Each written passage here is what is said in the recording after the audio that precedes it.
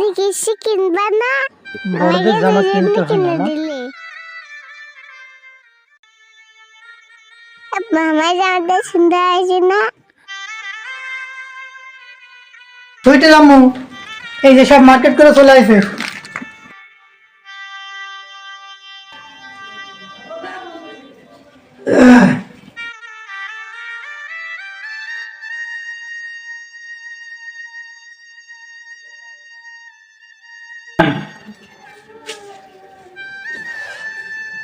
সুইটের আম্মু এই নাও,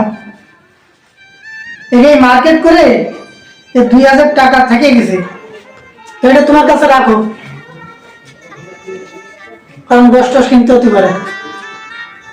আমি আবার একটু দেখি, ওই যাই ওইদিকে একটু যাই আসি দেখি। তাড়াতাড়ি আসো, আব্বার শরীরটা তেমন ভালো না।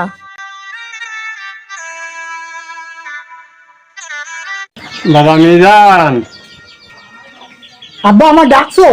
আমার দ্বারে একটু আয়, একটু শুনিয়ে যা।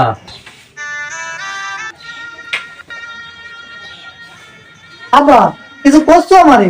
বাবা মিজান, আমার তো সে ডাক্তার না দেখালে হবে না, আমার ডিরে গাছনে সব ব্যথা, আমি উঠতে পারছি না, আজ কয়দিন খুবই অসুস্থ। আব্বা ডাক্তার তো দেখাবো, তো কিছু টাকা ছিল ওই ছেলে ফেলে মার্কেট করে, তা তো শেষ হয়ে গেছে। আর তাছাড়া এখন হাসপাতাল নিয়ে গেলে তো ভর্তি করতে পারি কিনা। আচ্ছা দেখতেছি আমি কি করা যায়। আচ্ছা দেখ বাবা।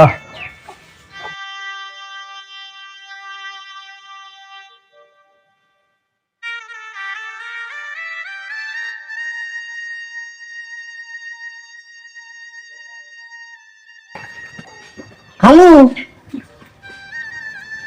ও খালু, একটু বাইরে আসেন দি, একটু কথা ছিল। আরে মিজান, মিজান কিছু বলবা? কোনো সমস্যা হয়েছে নাকি? খালু ওই করছিলাম, আমি তো বাঘা থাকতে চাইলাম কুরবানিতে, তার মানে আমার আর হবে না। কেন, কি হয়েছে? কারণ কিছু টাকা ছিল, তা তো এই ছেলে মেয়ের মার্কেট করলাম আর কি। আর আব্বাটা অসুস্থ, কারণে ডাক্তার দেখাতে হবে।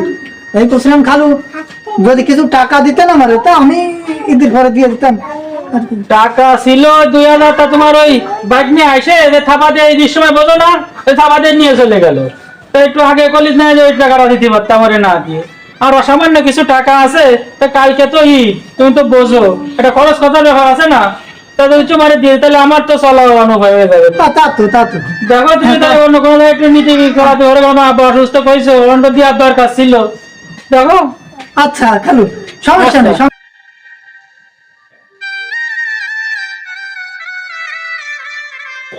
ওই যে আব্বু আইছে।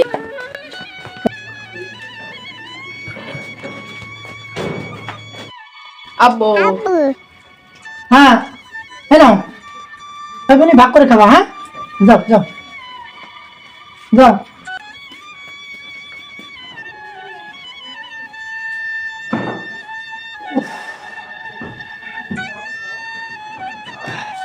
কি করি, কাছে টাকাও নেই। মেয়েটা বললো গোসের কথা, কাছে 2000 টাকা ছিল, তাও তো ভঙ্গ হয়ে গেল। কি করবো গোস, এখন কি জানা যায়, দেখি। আমাকে গোশ কিনবা না? আম্মু গোস্ত কিনবো তো আমি বাজার যাই কিনে নিয়ে আসবানি। তোমার আম্মু খিচুড়ি রান্না করেছে না, ওই খিচুড়ি যাই খাওয়াবে, যাও। আমি কিছুই খাবো না। গোশ কিনতে যে সবাই মুরগি ভাত খাবো। আম্মু তুমি বাসায় যাই আমার কাছ থেকে খিচুড়ি খাও। হ্যাঁ যাও, আর আমি গোশ কিনে নিয়ে আসবানি, যাও। ওরি আসলে গোশ মায়েরা করছে, টাকাও নেই। মিষ্টির আম্মু তোমার কাছে কি টাকা পয়সা আছে? আমি তো সারা জায়গায় হাত পাইতে আসলাম, কোনো জায়গায় লাইন হল না। তোমার কাছে কিছু আছে? আমার কাছে দুই একটা থাকে, এবার তো তাও নেই। দরজা আবার খিদা লাভ করে, খিদা আসলো আবার। মনে হয় আশরাফুল খালু আইছে, গোশ দিতে আইছে।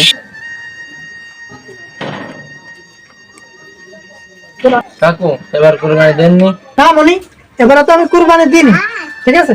তুমি দেখো অন্যদিকে দেখো। হ্যাঁ মনি, আচ্ছা আচ্ছা।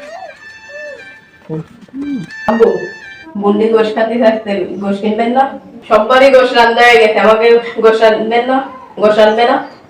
বাবা কি যে গোশ আনবো, আমার কাছে 2000 টাকা ছিল, সেই টাকাটা তো ওই দাদার পিছনে খরচ করতে হতো, দাদা বড় অসুস্থ, তো এই জন্য তো আমি আনতে পারতেছি না বাবা। আব্বু তুমি বসো, আমি আসতেছি। এই 500 টাকা নাও, নিয়ে গোশ কিনে নিয়ে আসো। এই 500 টাকা তুমি কই পেলে বাবা? আব্বু টিফিনে যে টাকা দিতেন সেই টাকা জমায়ে তো এই 500 টাকা হয়েছে, এই দিয়ে গোশ কিনে নিয়ে আসেন আপনি। বুন্দি খাবে? 500 টাকায় কি হবে না, গরু গোশ তো হবেই না, ওই ছোটখাটো একটা পোল্ট্রি নিয়ে যাবানি, আর কি করবো। রবিউল, জি বলেন। এইবার ওই ঈদ পুনর্মিলনী অনুষ্ঠানটা কিন্তু করতেই হবে। তাহলে চলেন সবার সাথে দেখা সাক্ষাৎ করি, করে একটা কথাবার্তা করি, চলেন এটা দরকার। আরে বন্ধু তুমি ভালো আছিস? হ্যাঁ ভালো আছি, ভালো আছি। মেলা দিন পরে দেখা। হ্যাঁ বন্ধু, হ্যাঁ ভালো আছো না? ভালো আছো। ভালো আছি। আসসালামু এবার দোস্ত কেমন আছিস? আলহামদুলিল্লাহ। স্যার ভালো আছেন স্যার? এই আলহামদুলিল্লাহ, তুমি কেমন আছো? স্যার ভালো আছি স্যার। ঠিক আছে। হ্যাঁ দোস্ত, তা তুই কবে আইছিস? এই বিদেশের থেকে কালকে আসলাম, আইসে বন্ধু বান্ধবের নিয়ে স্যারের সাথে একটু যোগাযোগ করলাম। আমরা একটা ঈদ পুনর্মিলনের অনুষ্ঠান করেছি। ও সোনামি জান, ওই আমার কাছে যারা পড়াশোনা করতো, তোমরা একসাথে যারা পড়তে, তারপরে তোমাদের আগের ব্যাচ পরের ব্যাচ যারা পড়তো, বা তোমাদের যেসব বন্ধু বান্ধব আছে, চাচ্ছিলাম যে তাদের নিয়ে আমরা ঈদের পরে একটা ঈদ পুনর্মিলনী অনুষ্ঠান করব। আমরা তো এই জন্যই তোর দ্বারে আইছি। ওই কিছু খরচ মরচ লাগবে না, তার জন্য আইছি। তা তো লাগবে, তা তো লাগবে, দেওয়া যাবে, সমস্যা নেই। সোনামি জান, এই রবিউল দা বললো, কত ব্যাপারটা বুঝিছো যে একটা অনুষ্ঠান করতে গেলে আসলে তো তার একটু খরচ হ্যাঁ, খরচা আছে। তা আমি হিসাব কিতাব করে কত খরচ অত একটা এস্টিমেট করে দেখলাম, জন প্রতি 500 টাকা করে ধরলি হয়ে যাচ্ছে। আমরা সেটাই ধরছি, এই জন্য সবার কাছে যাচ্ছি। জি স্যার, জি স্যার, আমি তোমার কাছে এই কারণে আসছি। স্যার, নেন স্যার, আমারটা নেন, সমস্যা নেই, এটা তো ভালো কাজ, সবাই এক জায়গায় হবো, আমরা অনেকদিন পড়াশোনা করেছি স্যারের কাছে। স্যার তো আমারটা নেন। ওই ই করো, তুমি ওই রবিউলের কাছে দাও, টাকাও নেচ্ছে, আমি লিস্ট করে আচ্ছা, রবিউল নাও। রাখতেছি। ঠিক আছে।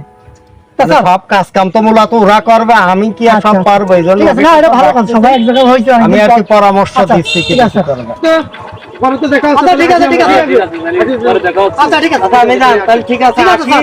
তোমার পরে কথা বলবো আমি। আচ্ছা, আচ্ছা, আবার নাকি কাছে যাবো তো। না কি করব, এই 100 টাকা দিয়ে কোনো গোশই তো হবে না, আর মেয়েটা গোশ আসতেছে, এখন যে কি করব, আসলে যে টাকায় হবে না। যাই বাড়ির দিকে যাই। আর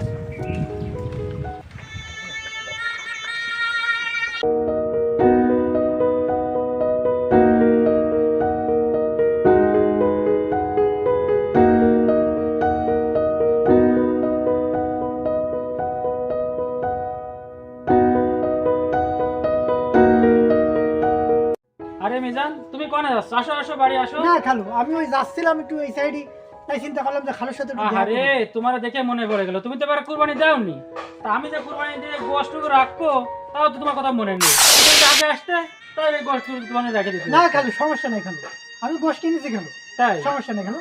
তা আসো আসো, আমাকে না বাড়ি আসো। খালু, থাক থাক, আচ্ছা তাহলে যাও, তাহলে বাড়ি দিকে ছেলে মেয়ে ভালো আছে না? ইনশাল্লাহ ভালো আছে। আচ্ছা।